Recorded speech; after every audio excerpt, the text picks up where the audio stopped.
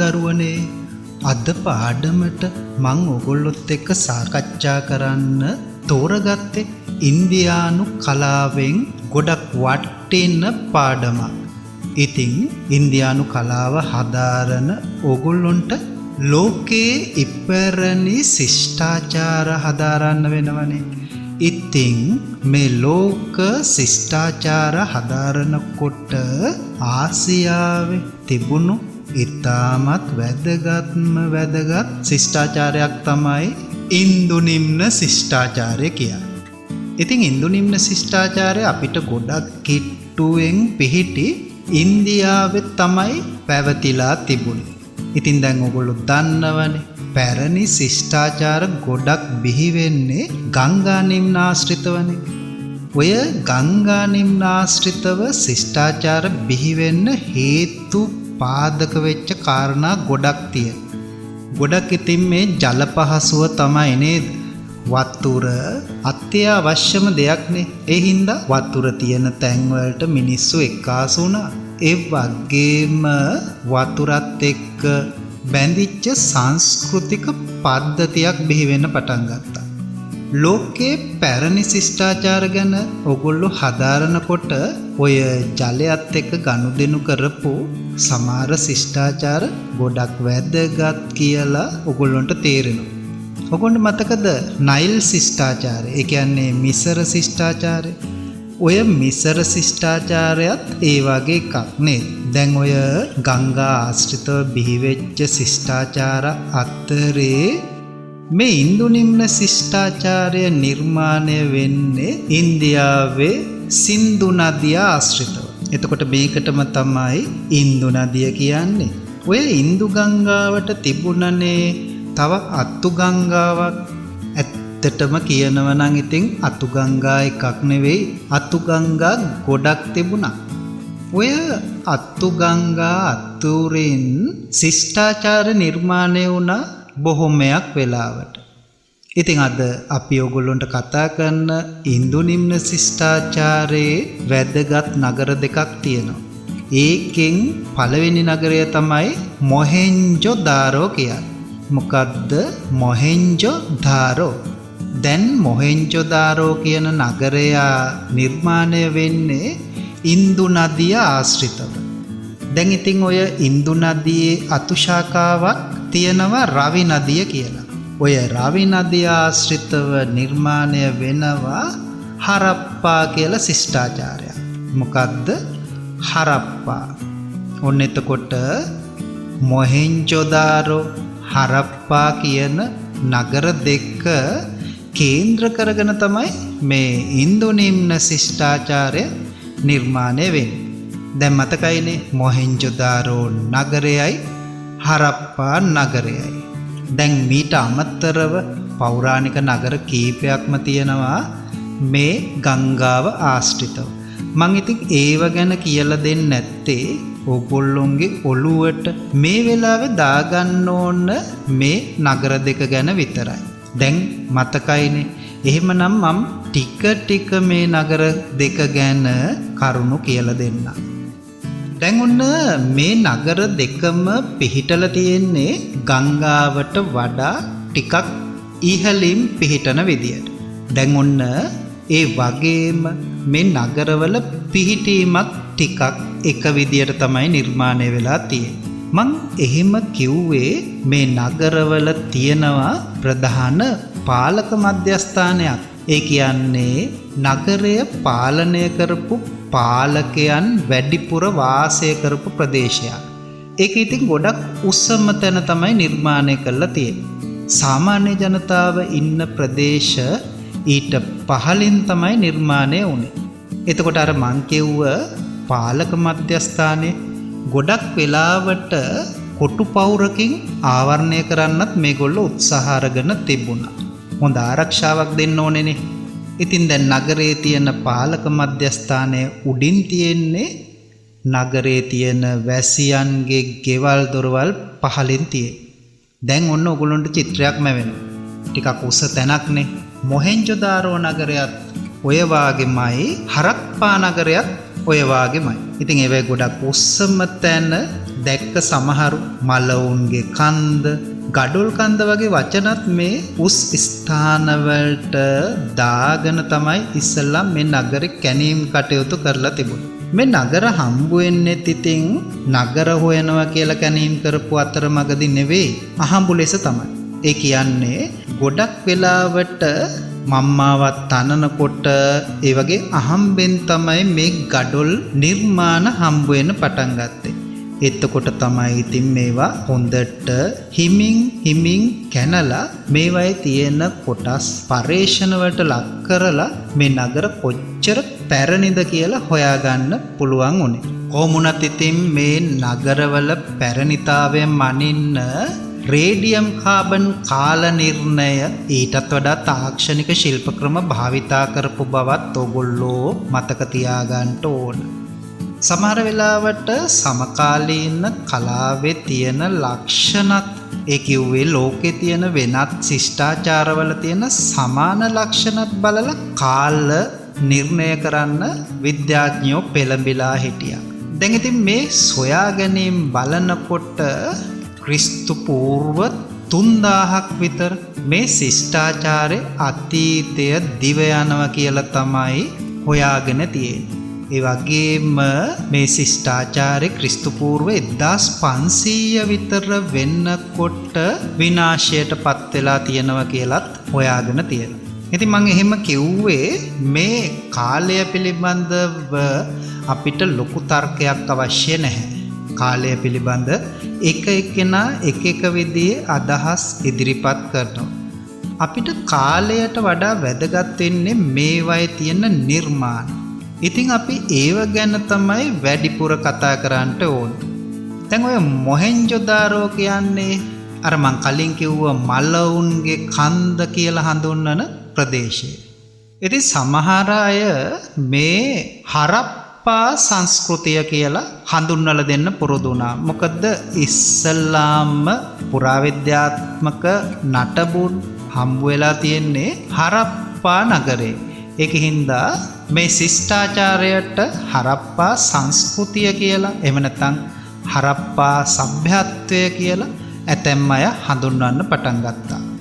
දැන් ඔය හරප්පා එතකොට මොහෙන්ජොදාරෝ කියලා මම ප්‍රධාන නගර දෙකක් ඔයගොල්ලන්ට හඳුන්වලා දුන්නනේ. මේ නගර දෙක ආශ්‍රිතව පෞරාණික ස්ථාන ගොඩක් හම්බ වෙලා තියෙනවා. දැන් හරප්පා නගරය ආශ්‍රිතව ගත්තම සුළු නගර ඒ කිව්ව පුංචි නගර 14ක් විතර හොයාගෙන තියෙනවා. මොහෙන්ජොදාරෝ නගරය ආශ්‍රිතවත් ඒ වගේ නගර 17ක් විතර හොයාගෙන තියෙනවා.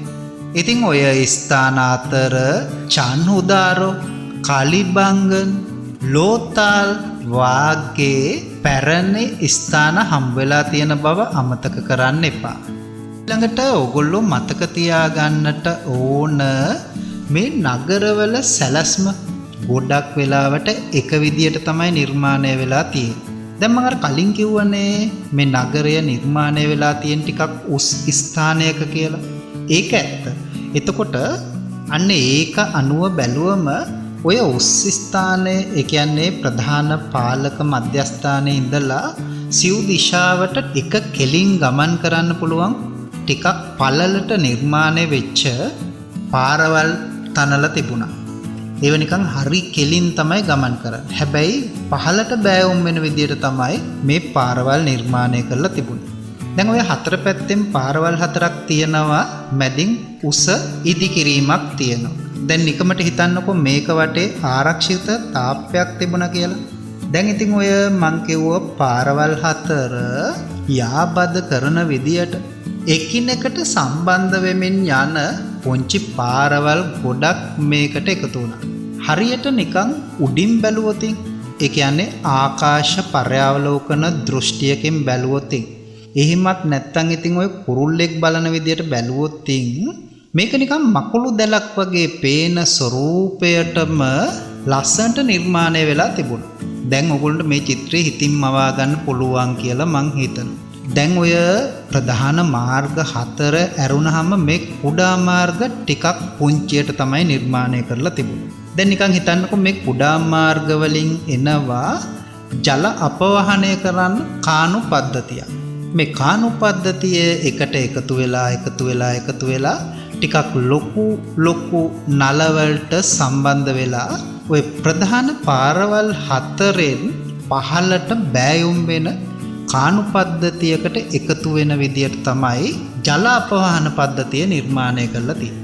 මම දැන් මේ අපවහනය කරන විදිහ ඉස්සෙල්ලාම කිව්වේ ගොඩක් වෙලාවට නගරයක පිරිසුදු බව රැකෙන්නේ මේ ජලය නිසා. ඉතින් භාවිතා කරන ජලය සෑහෙන දුරට මිනිසුන්ගේ සෞඛ්‍යයට හිතකර විදියට බැහැර කරන්න ඕන. මේ නගර සැලැස්මෙම එහෙම දෙයක් තිබුණා. ඒ වගේම ජලය ලබා ගන්න මේගොල්ලෝ භාවිතා කරේ ගැඹුරු ලිං වර්ගයක්. මේ ගැඹුරු ලිං නිවාස ආශ්‍රිතවම ඉදිකරන්නට මේගොල්ලෝ උත්සාහ අරගෙන තිබුණා.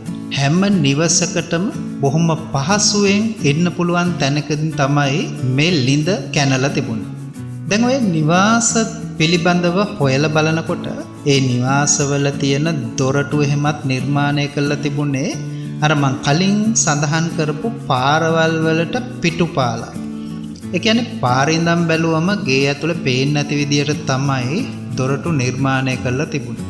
හරි හොඳ ක්‍රමයක් නේද? දැන් පාර පැත්තට සමහර වෙලාවට කවුළුවක් වගේ එකක් තමයි තියලා තිබුණේ. දැන් මේකෙන් ඒගොල්ලෝ බලාපොරොත්තු වෙන්නේ නැති පරිසරයෙන් වාතයෙන් වගේ දෙන විස බීජ ගේ තුලට එන එක වළක්වලා ගේ ඉන්න අය ඒ දේවල් වලින් මුදව ගන්න අදහසක් තියෙන්නේ නැති. දැන් ඔන්න පිරිසුදු ජලය තියෙනවා, අපවිත්‍ර ජලය බැහැර කරනවා. දැන් අපි බලමු මේ නිවාස හදපු ක්‍රම පිළිබඳව. දැන් මේ නගරේ නිවාස හදනකොට ගොඩක් නිවාස සැලසුම් කීපයක් අනුව නිර්මාණය කරා කියලා අපිට හඳුනා ගන්න පුළුවන්. මම එහෙම කිව්වේ සමාන සැලසුම් තියෙනවා. තනි තට්ටුවේ නිවාස, එතකොට තට්ටු දෙකේ නිවාස පේලි වගේ පොදු සැලස්මක් දැක ගන්න පුළුවන් වෙනවා. ඒ කියන්නේ පවුල් වාසය කරන ස්ථානවලට ඒ පවුල අනුව ඉඩකඩ බෙදලා දීලා තියෙයි කියලා අපිට මෙතෙන්දී හිතා ගන්න පුළුවන්. තනි කඩේ ජීවත් වෙන කාමර පේලිත් මේ අතර තිබිලා තියෙනවා.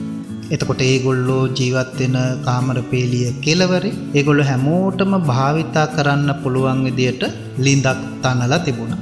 මේ ඉදිකිරීම වලට මේගොල්ලෝ භාවිතා කරේ ටෙරාකොටා ගඩොල් විශේෂයක්. දැන් ටෙරාකොටා කියන්නේ මැටියෙන් තනා පුලුස්ස ගන්නවටනේ. දැන් මේ ගඩොලු ගත්තම ප්‍රමාණ 3ක් වගේ දැක ගන්න පුළුවන්. ඉතින් මේ ප්‍රමාණ අනුව අවශ්‍යතාවය ඉෂ්ට වෙන විදිහට තමයි ගඩොලු භාවිතා කරලා තියෙන්නේ. ගොඩක් වෙලාවට ඒවට බදාමය භාවිතා කිරීම ගැන අපිට හරියටම සාක්ෂි හොයාගන්න අපහසුයි. දැන් ওই විදිහට තමයි සාමාන්‍ය නිවාස පිහිටලා තියෙන්නේ. මේ මංමාවත්වල පහන් කණු හැමත් නිර්මාණය කරපු හින්දා සමහර වෙලාවට රාත්‍රී කාලේ මේ මම්මාවත් භාවිතා කරලා මිනිස්සු ගමන් බිමන් යනවා කියලා හිතන්නත් පුළුවන්. ඊළඟට මේ නිවාසවල වහල් පිළිබඳව නිශ්චිත තොරතුරු හොයාගන්න බැහැ. මොකද ඒවා උළු හොයලා නිර්මාණය කරලා තිබුණා නම් අනිවාර්යයෙන්ම කැණීම් කරනකොට උළු වල කොටස් හොයාගන්න වෙනවා. කොහොම වුණත් මේ තට්ටු නිවාස හදනකොට දැව කඳන් ගොඩක් භාවිත කරන්න ඇති. වහල නිර්මාණය කරන්නටත් එක්කෝ තහඩු විශේෂයක් එහෙම නැත්නම් දැව වාගේ ක්‍රමවේදයක් භාවිතා කරන්නට ඇති කියලා කල්පනා කරන්නට පුළුවන්. ඊළඟට මතක තියාගන්න ඕන කාරණාව තමයි අර මං කිව්ව උස් ස්ථාන තියෙන්නේ ප්‍රධාන පාලක මධ්‍යස්ථාන. ඒ වයේ තියෙන්නේ මොනවද කියලා අපි හොයලා බලන්න ඕනේ. ඉන්දුනිම්න ශිෂ්ටාචාරයේ වාස්තු විද්‍යාව ගැන කතා කරනකොට අපිට ඒ වයේ තියෙන දේවල් මෙන්න මෙහෙමයි කියලා කතා කරන්න පුළුවන්. දැන් ඔය නගර දෙකේම ඉහළ ඒ කිව්වේ ප්‍රධාන පාලක මධ්‍යස්ථානයේ පිහිටලා තියෙන ප්‍රදේශයේ අපිට දැක ගන්න පුළුවන් ධාන්‍යාගාර නිර්මාණය කරලා තියෙනවා. මේ ධාන්‍යාගාරات එක්ක ධාන්‍ය අඹරන ස්ථාන හැමත් නිර්මාණය වෙලා තිබුණා කියලා තමයි අපිට තහවුරු වෙන්නේ. ඊළඟට නාන තටාක ඒ කියන්නේ ජල තඩාග නිර්මාණය කරලා තිබුණා. ජල තඩාග බැලුවම මේ තඩාග ආශ්‍රිතව ගොඩක් වෙලාවට කුටි වර්ගයක් නිර්මාණය කරලා තිබුණා. මේ කුටි ඇතැම් වෙලාවට ජලය පිදීම් කටයුතු කරන්නට භාවිතා කරන්න පුළුවන්. එහෙම නැත්නම් මේ ජලය භාවිතා කරන්න එන පූජකතුමන්ලට, එහෙම නැත්නම් මේ රජවරු සිටුවරුන්ට වාගේ අයගේ පහසුව සඳහා මේ කුටි නිර්මාණය කරලා තියෙනවා කියලා අපිට හිතන්නටත් පුළුවන්. ඊළඟට අපි බලමු මේවායේ පුංචි පියගැටපේලි එහෙමත් නිර්මාණය කරා වාගේ අපිට දැනෙන්න පුළුවන් විදියට තමයි උස් මට්ටම් භාවිතා කරලා තියෙන්නේ. සමහර වෙලාවට වේදිකා වගේ උස් තැන් නිර්මාණය කරලා තිබුණා. මේ වගේ පාලනයට අදාළ ගොඩක් දේවල් මේ උස්ස ස්ථානයේ නිර්මාණය කරන්න මෙන්න මේ අය උනන්දු වෙලා තිබුණා. දැන් ඔය මං ඕගොල්ලොන්ට කියලා දුන්නු විදියට ඉහළ මණ්ඩපය තුල, ඒ කියන්නේ ඔය ප්‍රභූ නිවාස ඉදිවෙච්ච ප්‍රදේශය තුල මහල් නිවාස තියනෝ ටිකක් විශාලත්වයෙන් වැඩි. ඒවයි කාමර සංඛ්‍යාවත් ගොඩක් වැඩි. ඒවා බැලු බැල්මට රජවාසල් විදියට හඳුන ගන්න පුළුවන්. ඒවයි ගොඩක් වෙලාවට රජවරු සිටුවරු වගේ ප්‍රභූවරු ජීවත් වෙන්න ඇති කියලා හිතනවා. ඉතින් මේවා හරප්පා නගරය, ලෝතාල් නගරය වගේ හැම නගරයටම ටිකක් පොදු විදියට තමයි නිර්මාණය වෙලා තියෙන්නේ. දැන් මොහෙන්ජොදාරෝවේ දැක ගන්න පුළුවන් මේ වගේ ගොඩනැගිලි හරප්පාවෙන් හමු වෙනකොට ප්‍රමාණය ටිකක් වෙනස් වෙනවා. ඒ කියන්නේ ඒ භූමියට ගැලපෙන විදියට ප්‍රමාණය වෙනස් කර ගන්නට වාස්තු විද්‍යාඥයින් උත්සාහ අරන් තියෙන බව අපිට වටහා ගන්න පුළුවන්. දැන් විශාල ධාන්‍යාගාර මේවා තුල නිර්මාණය වෙලා තිබුණා. මේ වගේ ශිෂ්ටාචාරයක ධාන්‍ය ආරක්ෂා කර ගන්නට එක ගොඩක් ලොකු වැදගත් වගකීමක් වෙනවා. ඉතින් ධාන්‍ය ආරක්ෂා කර ගන්නවා වාගෙම ඒවා කොටන, අඹරන ස්ථානත් මේවයි දකින්න පුළුවන්. හරප්පාවේ ඇතුල් නුවර මේ වගේම මහා ධාන්‍යාගාරයක් හමු වෙලා තියෙනවා. මේ නිර්මාණ අධ්‍යයනය කරනකොට මේවයේ තියෙන සමාන ලක්ෂණ සමකාලීන ඊජිප්තු ශිෂ්ටාචාරය, ඒ වගේම මෙසපොතේමියානු වාගේ ශිෂ්ටාචාරවලත් දැක ගන්න පුළුවන් වෙනවා. ඉතින් වෙනසකට තියෙන්නේ ඒ රටවල් වලට ආවේනික වෙච්ච ක්‍රමයන්ට සුවිශේෂී ලක්ෂණ දැක ගන්න පුළුවන් වෙන එක විතරයි. දියුණු වාස්තු විද්‍යාත්මක ලක්ෂණ පොදුවේ මේ හැම ශිෂ්ටාචාරයකටම දකින්න පුළුවන් වෙනවා. දැන් මම අර ඕගොල්ලොන්ට කලින් කිව්වා වාගෙම මේ නගර සැලසුම ගොඩක් පරිසර හිතකාමී විදියට තමයි නිර්මාණය වෙලා තිබ්බේ. ඉතින් ඒවායේ ඔය මං කිව්ව අතුරු පාරවල් එහෙම ඒවයිත් ගඩොල් අල්ලලා බොම ලස්සනට නිර්මාණය කරපු විදියකුත් තිබුණා කියලා මතක තියාගන්න ඕන. ඉතින් අර කානු පද්ධතිය, ඒවයේ බෝක්කු ගලි වගේ දේවල් නිර්මාණය කරලා තිබුණා.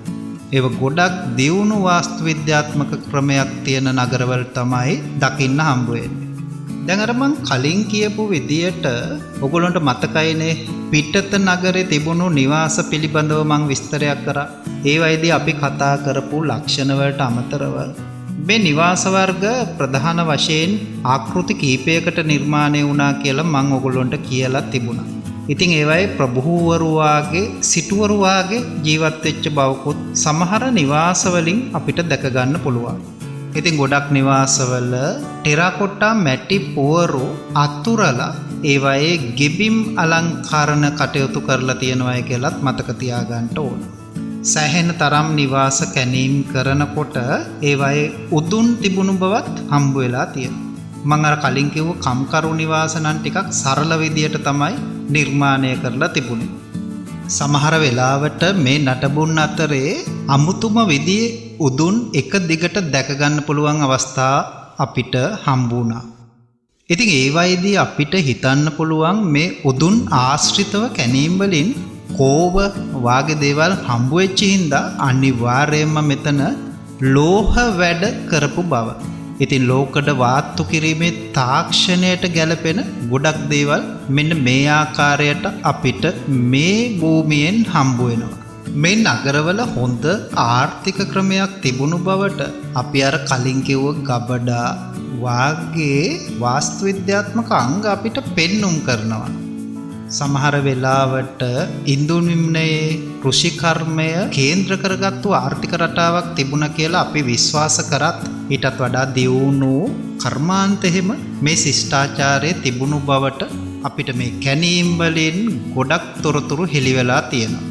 දැන් ඉතින් මේ වගේ ගොඩක් වැදගත් වාස්තු විද්‍යාත්මක සාධක ඒ වගේම කලා නිර්මාණ හම්බ වෙන ඉන්දු නිම්න ශිෂ්ටාචාරයේ ප්‍රභවය පිළිබඳව එතකොට ඒකේ විකාශය පිළිබඳව යම් යම් අය අදහස් දක්වලා තියෙනවා. සමහරු කියන්නේ ඉන්දු නිම්න සભ્યත්වය ඉන්දියාවෙහිම ප්‍රභවය වූවක් කියලා තමයි. ඉතින් ඒක පිළිගන්නේ නැති සමහර අය හිතනවා මේක මිසර ශිෂ්ටාචාරයෙන් බිඳිලාපු එකක් කියලා. සමහර අය ඔයිටත් වෙනස් අදහසක් තමයි දක්වන්නේ. ඒගොල්ලෝ හිතනවා මේක සුමේරියානු ශිෂ්ටාචාරයෙන් ආපු දෙයක් කියලා. සමහර වෙලාවට සුමේරියාවේ අය හිතනවා ඇති එහි ශිෂ්ටාචාරය ඉන්දු නිම්න ශිෂ්ටාචාරයෙන් බිඳිලා ආපු එකක් කියලා. ඉතින් ඒ විදිහටත් මිනිස්සුන්ට හිතන්න පුළුවන්නේ. ඇතැම් අය නම් හිතන්නේ මධ්‍ය ආසියාවේ ව්‍යාප්ත වූ මේ කලාව ඉන්දු නිම්නයට පසු කාලීනව පැමිණියා කියලා තමයි.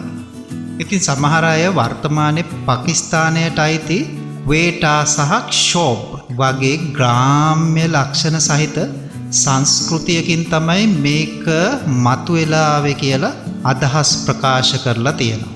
කොමුණත් ඉතින් ඉන්දියාවේ පහළ වෙච්ච දේශීය උගතුන් නම් කියන්නේ මේ දේවල් ඔක්කොම ඉන්දියාවෙම බිහි වෙච්ච නිර්මාණ කියලා.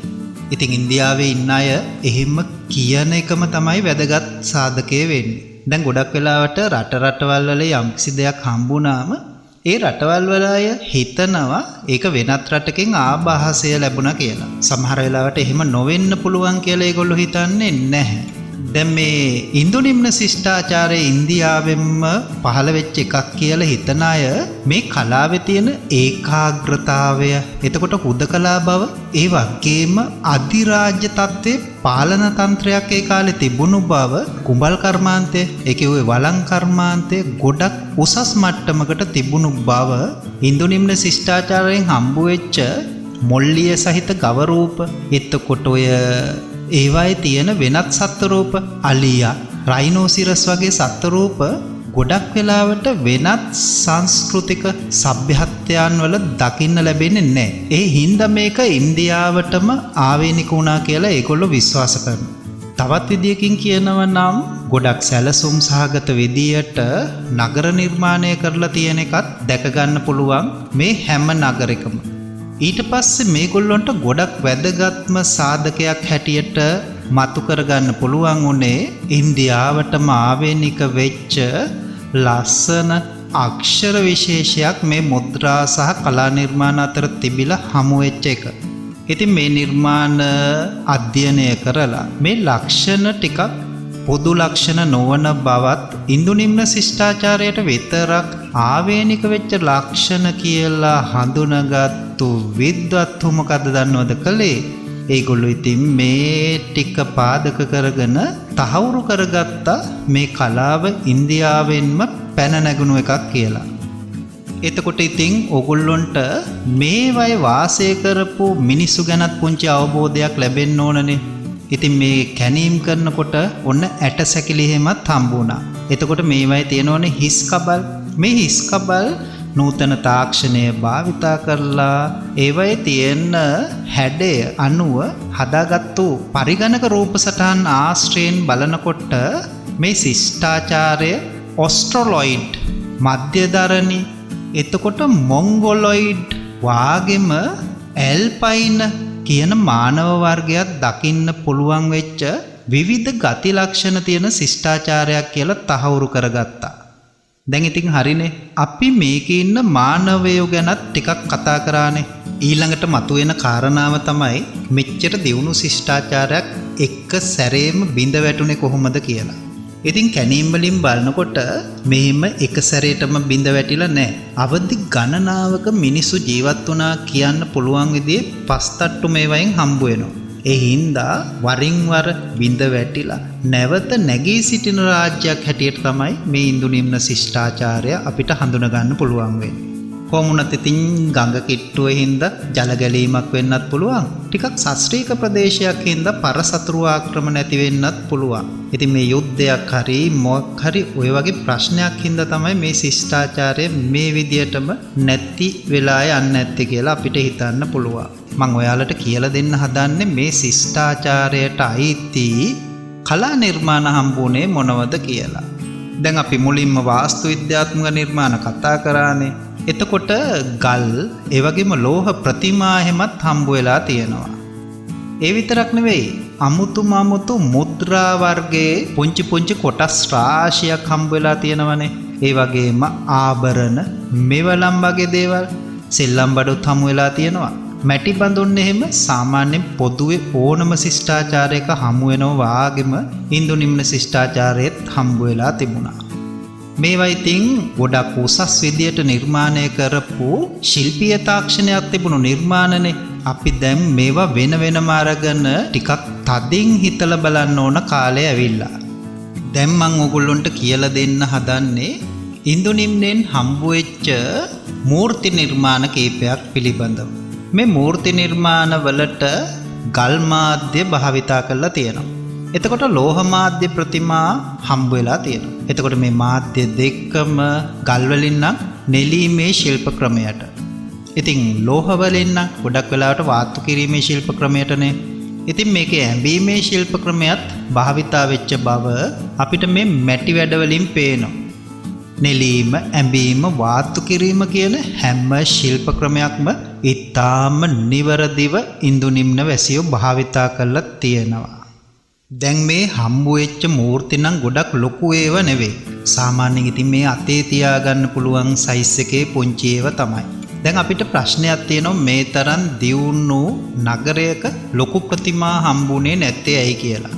දැන් ඒක එච්චරම හිතන්න දෙයක් නැහැ. ගොඩක් වෙලාවට ලොකු ප්‍රතිමාවක් කැටයමක් වගේ එකක් නිර්මාණය වෙන්න බැරි කමක් නැහැනේ. ඉතින් ඒවා නිර්මාණය කරනකොට මේ අය දැව වාගේ මාධ්‍යයක් භාවිතා කරා නම් කොහොමවත් ඒ පිළිබඳ සාධක නම් අපිට මේ කාලේදී හොයාගන්න බැරි වෙනවා. මොකද දැව භාවිතා කරලා අවුරුදු දහස් ගාණක් යනකොට දිරලා යනවනේ. ඔන්න ඔය ප්‍රශ්නේ හින්දා සමහර වෙලාවට දැව වාගේ මාධ්‍ය වලින් නිර්මාණය කරපු ගොඩක් නිර්මාණ දැන් අපි සතුව නැහැ කියලා විශ්වාස කරන්නත් පුළුවන්. දැන් ඉතින් හමු වෙච්ච මූර්ති කීපයක් මෙන්න මේ විදියට මම පෙළගස්වන්න. පූජක රූපය කිව්වේ සමහරු මේකට තාපස රූපය කියලාත් කියනවා. හොඳයි. තාපස රූපය, පූජක රූපය. ඊළඟට ඔන්න කවන්ද රූප දෙකක් හම්බ වෙලා තියෙනවා. එකක් රතු පාට වැලි ගලකින් තමයි නිර්මාණය කරලා තියෙන්නේ. මේ වැලි ගල් කියලා මම කියන්නේ හුණු ගල් විශේෂයක්. අනිත් කවන්ද රූපය ඒක මේ අලු පාට ගලකින් තමයි නිර්මාණය කරලා තියෙන්නේ. අලු පාට. ඒකත් වැලි ගල්. එහෙම නැත්නම් හුණු ගල් මාධ්‍යයෙන් තමයි නිර්මාණය වෙලා තියෙන්නේ. ඊට පස්සේ ඔන්න ලෝකඩ මාධ්‍යයෙන් නිර්මාණය වෙච්ච නලංගන රූපෙකුත් තියෙනවා. මේවා පිළිබඳව අපි තව ටිකකින් කතා කරන්න ඕන. ටිකක් ගැඹුරින් මේ ලක්ෂණ කතා කරනවා නම් තමයි හොඳ. ශිෂ්ටාචාරයේ කැණීම් වලින් පොදුවේ හම්බ වෙච්ච කාන්තාරූප විශේෂයක් තියෙනවා. මේ කාන්තාරූප ලක්ෂණ වශයෙන් ගත්තම ටිකක් සරල ආකෘතියකට ගියපු පොදු ලක්ෂණ ගොඩාක් හම්බ වෙන කාන්තාරූප කියලා ඔයගොල්ලෝ මතක තියාගන්න ඕන. ලෝකේ ගොඩක් ශිෂ්ටාචාරවල මේ වගේ කාන්තාරූප හමු වෙලා තියෙනවා. මේවයි තියෙන පොදු ලක්ෂණ මූණු වල එච්චර විස්තර පෙන්නලා නැහැ. පපුව ලොකුයි නේද? ලොකු පියයුරු තියෙනවා. ඒ වගේම මේගොල්ලොන්ගේ පුංචි ඉඟක් තමයි තියෙන්නේ. උකුල පළලයි. ඉතින් මේ වගේ රූප වලින් පෙන්වන්නේ මාතෘත්වය ඈත අතීතයේ ඉඳලා ගොඩක් ඉහළ තත්ත්වකින් ඒ කිව්වේ වන්දනීය තත්ත්වකින් පවත්වගෙන ආව කියලානේ. ඉතින් ඒ හින්දා අපි මේවට කියනවා මව් දෙවඟන මූර්ති කියලා. එහෙම නැත්නම් අපි ජගන් මාතා මූර්ති කියලාත් කියනවා. මේව ගොඩක් වෙලාවට නිර්මාණය වෙන්නේ ටෙරාකෝටා මාධ්‍යයෙන්. ටෙරාකෝටා කියන්නේ මොනවද? ඒ කියන්නේ මැටියෙන් තනලා පුලුස ගන්න විදියනේ. ඉතින් මේවයි විස්තර ගොඩක් නැති වුණාට සරල හැඩතල, ජ්‍යාමිතික හැඩතල වගේ දේවල් මේවයි දකින්න පුළුවන්. දැන් ඉතින් අර සිහිනිඟ, පුලුළු කුල, පුන්පියයුරු වගේ ඒවා ගොඩක් හොඳින් නිර්මාණය කරලා තියෙනවා. මූණු වල ගොඩක් විස්තර නැති වුණාට ලස්සන හිස් පළඳනා, ඒ කියන්නේ මේ ඔළුවේ බොහොම අලංකාර හිස් පළඳනා අපිට දකින්න පුළුවන් වෙනවා. සමහර වෙලාවට මේ ගෙලේ, ඉනේ, අත්වල වගේ ආභරණත් දකින්න පුළුවන්. ඔළුවේ තමයි ගොඩක්ම ලස්සන විදියට වැඩ ටිකක් කරලා තියෙන්නේ. ඉතින් මේ මාව් දෙවඟන මූර්ති ගැන ඕගොල්ලෝ ගොඩක් හොඳින් ඉගෙන ගන්න නම් ඒ වගේ මූර්ති කීපයක පින්තූර ටිකක් ඔයා සතුව තියෙන්න ඕන. එතකොට අපිට පුළුවන් මේ ලක්ෂණත් එක්ක ඒ පින්තූරය ගලපලා බලන්න. ඊළඟට ඉතින් අපිට හමු වෙන්නේ පූජක රූපය. ඒ කියන්නේ ටිකක් දල රැවුලක් තියෙන පුංචි භාවනානුයෝගී ස්වරූපයක් තියෙන රූපයක්නේ. මේක මොහෙන්ජදාරෝ නගරයෙන් තමයි හොයාගත්තේ. පුංචි ප්‍රතිමාවක් උණුගල් වලින් තමයි නෙලලා තියෙන්නේ. මේක හිරිගල් කියලාත් කියනවා. එතකොට පොඩි සුදු පැහැයකුත් තියෙන ගලක් තමයි මේකට භාවිතා කරලා තියෙන්නේ. දැන් ඉතින් මේක ගොඩක් උස අඩුයි. ඒ කියන්නේ අඟල් 7ක් විතර තමයි මේකේ උස තියෙන්නේ. ඒ වගේම මේක උඩුකය රූපයක්. ගොඩක් කොටස් අපිට බැලූ බැල්මට කැඩිලා ගිහිල්ලා කියලා තමයි තීරණය කරන්න පුළුවන් වෙන්නේ. ඒ වුණාට ඉතින් මූණේ ලක්ෂණ නම් ගොඩක් ආරක්ෂා වෙලා තියෙනවා. මේක බැලූ බැල්මට නිකන් අර මේ තාත්වික සම්ප්‍රදායෙන් නිර්මාණය වෙච්ච එකක් නෙවෙයි. මේක ටිකක් ශෛලිගත විදියට නිර්මාණය වෙච්ච එකක්. එයා ඉතින් ලස්සනට ඉදිරිය බලා ඉන්නවා. අඩවන්නු දෙනෙත් එහෙමත් තියෙනවනේ. තෝල් දෙක නම් ඉතින් ටිකක් ලොකුයි. නාසය ටිකක් පුළුල්ව හොඳට නිර්මාණය කරලා තියෙනවා. ඒ වුණාට ඉතින් නාහේ කොහේ හරි වද්දගෙන කඩාගෙන නම් තියෙනවා. හිස කෙස් තමයි හොඳටම පීරලා ලස්සනට ඔළුවේ තියාගෙන ඉන්න විදියක් තමයි පේන්නේ. කොහොමුණත් ඉතින් ගොඩක් රළු හිස කෙස් තමයි මෙයාට දකින්න හම්බ වෙන්නේ. යටි රැවුලත් ඉතින් පීරලා වගේ බොහොම පිළිවෙලට හරි ගස්සලා තියෙනවා. ඒ වුණාට රැවුල් ගස් නම් ගොඩක් දල ස්වරූපයක් තමයි තියෙන්නේ. වම්මුරය වහගෙන පළඳපු චීවරයක් දකින්න පුළුවන්නේ. ඉතින් ඇත්තට මේක චීවරයක්ද සලුවක්ද කියලා දන්නේ අපිට ගොඩක් හුරුයි මේකට චීවරයක් කියන්න පුළුවන් නා. ඉතින් ඒකේ පෙති තුනක ලස්සන මල් මෝස්තරයකුත් තියෙනවා. මෙයාගේ බාහුවේ ලස්සන බාහුපටියක් තියෙනවා. නළලෙත් ඒ වගේම නළල් පටියක් තියෙනවා. මේවයි පුංචි ගංචුවක් වගේ එකකුත් තියෙනවා. දැන් අර මං කලින් චීවරය කිව්වනේ මල් මෝස්තරයක් තියෙයි කියලා. ඒවයි ඇතුළත රතු පැහැයෙන් අලංකාර කරන්න උත්සාහ කරලා තියෙන බවකුත් පේනවා. ඉතින් සමහරු කියනවා මේ වගේ රූප මිසරය, බැබිලෝනියා වගේ නගරවලින් මීට පෙර හම්බ වෙලා තියෙනවායි කියලා. කොහොමුණත් ඉතින් ඒ වගේ පින්තූරයක් දකින්න පුළුවන් තැනක් නම් මම පෞද්ගලිකව දැකලා නැහැ. ඒ හින්දා එහෙම පින්තූරයක් තියෙනවා නම් කවුරු හරි අපිටත් පෙන්නලා දෙනවා නම් හොඳයි කියලා හිතෙනවා. මේවයේ දේවත්වය ගොඩක් වෙලාවට සංකේතවත් කරලා තියෙනවා. මෙයාගේ හිස කෙස් ටිකක් බාගෙට වාගේ මුඩු කරලා තියෙන ස්වරූපයක් තියෙනවා. ඔළුවේ පිටිපස්ස ටිකක් පැතලි විදියටනේ නිර්මාණය කරලා තියෙන්නේ. ඒ ටිකේ ඔළුවේ කෙස් නම් දකින්න හම්බ වෙන්නේ නැහැ. කොහොමුණත් ඉතින් භාවනානුයෝගී ස්වරූපයකට මේ පූජකයා නිර්මාණය වෙච්ච බවක් නම් අපිට හිතා ගන්න පුළුවන්. ටිකක් ශාන්ත ස්වභාවයකුත් තියෙනවා. භාෂා මහත්තයා නම් දැක්ක ගමන්ම කිව්වේ මේ රූපේ ටිකක් මොංගෝලියානු වර්ගයේ මිනිසෙක් තමයි ඉන්නේ කියලා. අර අපි කලින් කිව්ව විදියට මොහෙන්ජොදාරෝ ප්‍රදේශයෙන් හිස්කබල් හොයාගත්තනේ. ඉතින් මේ වර්ගයේ මිනිස්සු මේ නිම්නේ වාසය කරපු විදිය ওই හිස්කබල් වලිනුත් අපිට තහවුරු කරගන්න පුළුවන්. මේවා ඉතින් මෙසොපොතේමියානු ලක්ෂණ තියෙයි කියලා තෝන්න දැන් සමහරු අදහස් ප්‍රකාශ කරනවායි කියලා මතක තියාගන්න ඕන. තවත් සමහරු ඉතින් මේකේ තියෙන දල ස්වභාවය දැකලා මේවායේ මූර්ති ලක්ෂණ හමු වෙන්නේ සුමේරියානු මූර්ති කලාවෙන් කියලා අපිට අදහස් ප්‍රකාශ කරලා තියෙනවා. මොහෙන්ජදාරෝ ශිෂ්ටාචාරයෙන් හමු වෙච්ච ලෝහ වාත්තු කිරීමේ තාක්ෂණය සහිත නිර්මාණයක් ගැන අපි දැන් කතා කරමු. මේ නිර්මාණයට අපි කියන්නේ නලංගන රුව කියලා. මොකද මේ නිර්මාණයේ අභිනයන් හොඳින් පෙන්වලා තියෙන හින්දා. මේකත් පුංචි නිර්මාණයක්. අඟල් 4.5ක් වාගේ උසක් තමයි මේකෙන් පෙන්눔 කරන්නේ. දැනට මේ නිර්මාණය ඕගොල්ලොන්ට බලන්න පුළුවන් නවදිල්ලි ජාතික කෞතුකාගාරයට ගියා. මේකෙදි අපිට හම්බ වෙන්නේ ඉතාමත් සිහින් සිරුරක් තියෙන කාන්තාවක්. මේ කාන්තා රූපය සම්පූර්ණයෙන්ම නග්න විදියට තමයි නිර්මාණය කරලා තියෙන්නේ. මේකේ ලාලිත්‍යය එහෙම ගොඩක් හොඳින් මතු කරලා තියෙනවා. දැන් මෙයාගේ දකුණු පාදයට බර දීලා දකුණු අත ඉනමත තබාගෙන ඉන්න විදියට තමයි මූර්තිය නිර්මාණය කරලා තියෙන්නේ. ඉතින් මේ මූර්තියේ වම් අතේ උඩ ඉඳලා පහළට වලලු නිර්මාණය කරලා තියෙනවා. දකුණු අතේ තෝරගත්තු තැන් කීපයක් වලලු වලින් සරසලා තියෙනවා. එතකොට මෙයාගේ කරවටේට තැල්ල මාලයකුත් නිර්මාණය කරලා තියෙනවා.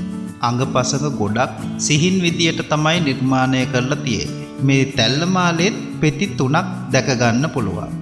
ඉතින් ඒ සමකාලීන සමාජයේ ස්ත්‍රිය පළඳන අබරණ ආයිත්තම් ගැන මේකෙදි හොඳ අදහසක් ගන්න පුළුවන්. ඒ වගේම මෙයාගේ කොණ්ඩා මෝස්තරය අමුතුම විදිහේ එකක්. ඒක පිටුපස්සෙන් ගිහින් බැලුවම ගොඩක් ලස්සනට ගොතලා හදාගත්තු කොණ්ඩා මෝස්තරයක් කියලාත් කියන්න පුළුවන්. ශරීරයේ පුංචියට නම්‍යශීලී භාවයක් තියෙනවා. ඒත් බලන කෙනෙකුට හිතෙන්නේ මේක ගොඩක් ඍජුව නිර්මාණය කරපු දෙයක් කියලා. මෙයාගේ අර මං කලින් කිව්ව මාලය කුල්ලි සංස්කෘතියේ කාන්තා රූපවල දකින්න තියනවා කියලා තමයි විචාරකයෝ සඳහන් කරන්නේ.